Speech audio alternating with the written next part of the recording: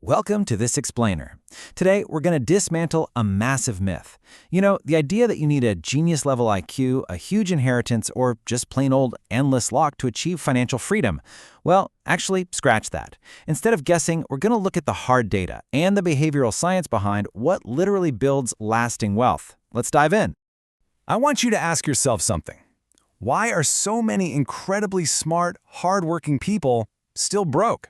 Seriously, why are so many of us trading our finite, precious time for money, yet finding ourselves stuck in this relentless wage-slave cycle?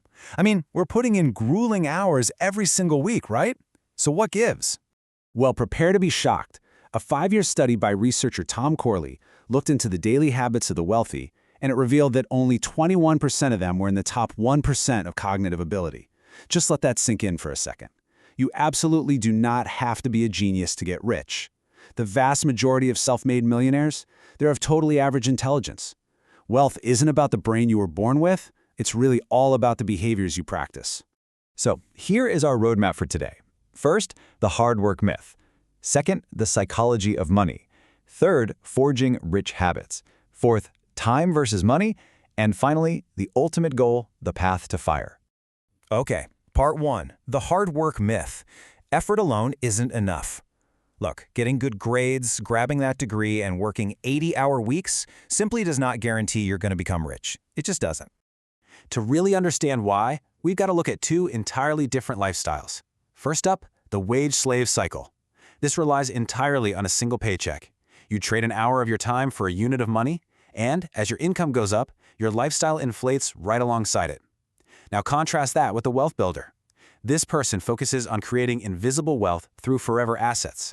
They live strictly below their means and build multiple income streams, so they are never, ever dependent on a single boss. And honestly, this brilliantly illustrates Morgan Housel's point from his book, The Psychology of Money. He says, true wealth is what you don't see. It's the luxury cars not purchased. It's the designer watches not worn. And the first-class upgrades you decline. Wealth is literally the unspent money that gives you flexibility and freedom. It's not the objects you buy to impress people who, let's face it, don't really care anyway. Moving on to part 2, the psychology of money, mental traps and fixes. Now we're going to dive right into those psychological pitfalls that keep us broke and look at how to repair our mental relationship with our finances. You absolutely need to shift your mindset from being a consumer to being an investor. A consumer is constantly getting bombarded by ads, right? Always seeking that instant gratification and external validation. An investor, on the other hand, well, they're a master of delayed gratification. They prioritize invisible accumulation. They understand that money's absolute greatest value isn't buying stuff, it's buying control over your own time. So the real kicker is how you deploy that money once you actually shift your mindset. Just avoiding the trap of a standard 2% yield savings account and instead harnessing compounding interest in an 8% index fund that radically changes your future. By investing a mere $300 a month, you can actually quintuple your wealth over 40 years. You turn $220,000 into a cool $1 million. Time and compounding are for sure the most powerful forces in finance. All right, part 3, forging rich habits. Daily behaviors matter. Now we're looking at the exact routines that self-made millionaires use to bridge that gap between their income and their desires. Looking back at Tom Corley's Rich Habits study, the behavioral gap here is just staggering. Check this out. 80% of the wealthy set specific goals, compared to just 12% of the poor. 76% dedicate time every single day to self-improvement and learning, while 97% of the poor spend that time on entertainment. These simple, consistent behaviors, like saving 20% of your income or actively building success-minded relationships, they radically differentiate the people who build wealth from those who stay trapped in the struggle.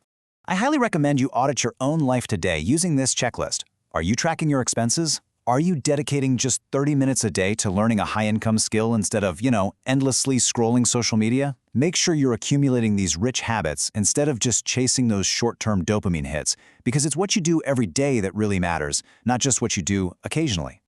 Okay, part 4, time versus money, valuing your resources. Now, this is where our psychology gets really kind of tricky, because how we value our time fundamentally dictates our wealth. Take a look at this fascinating study from researchers at Wharton. When people spent $50 and had a bad experience, their satisfaction absolutely plummeted to a 1.8. But when they wasted 4 whole hours of their time on a bad experience, their satisfaction was actually a little higher at 2.1. Why is that? Well, it's because people flexibly devalue their own time. They drop its worth to just $14 an hour just to rationalize a bad outcome.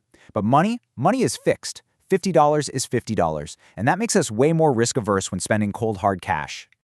And honestly, this brilliantly highlights a massive blind spot we all have. The value of our time is totally ambiguous. Because we can so easily just write off wasted time in our heads, we stay stuck in these bad habits. We waste hours a day on things that don't serve us, completely forgetting that time is actually our ultimate finite currency. You can always make another dollar, right? But there is no way you can ever make another hour.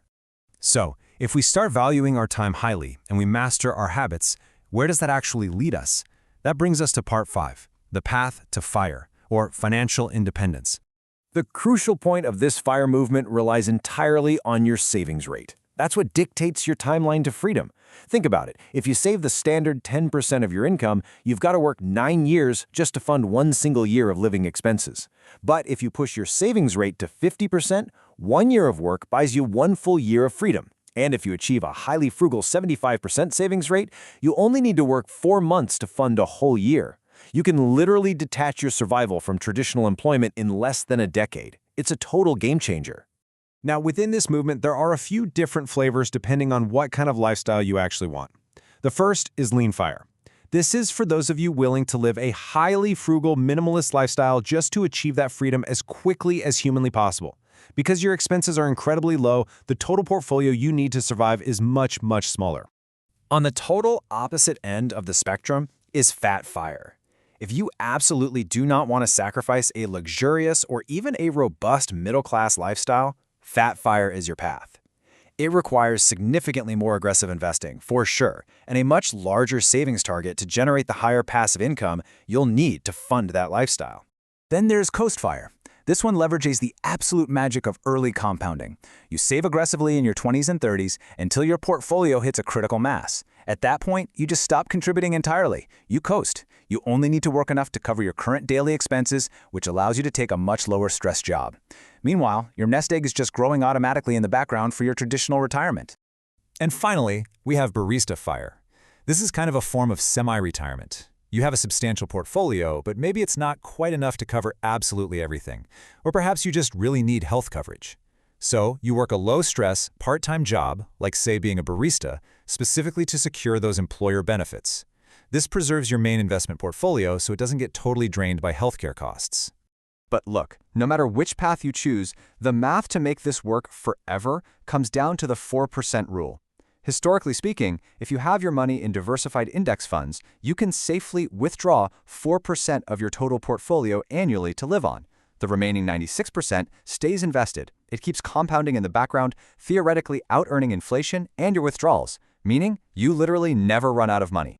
Well, we've definitely covered a lot of ground today, from dismantling that hard work myth all the way to understanding the math of early retirement. But remember, money is strictly a tool to buy back your life.